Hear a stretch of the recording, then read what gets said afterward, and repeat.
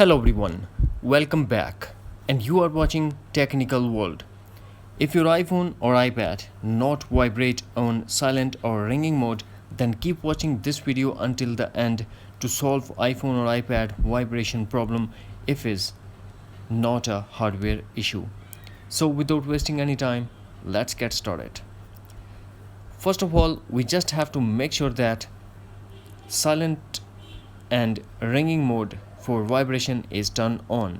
To check that, first we have to go to settings, then tap sounds and sounds or haptics, and under vibrate we have to make sure that vibrate on ring and vibrate on silent, these two options are enabled. If it's already enabled, then disable them, force close all the app that are running in the background, and force restart your iPhone by quickly press and release volume up button, quickly press and release volume down button, and press side button until you get Apple logo, and also depend on your iPhone model to force restart. The next thing that we have to do, we have to launch settings, connect to Wi-Fi, then tap general and tap software update and update your iPhone to a latest iOS version.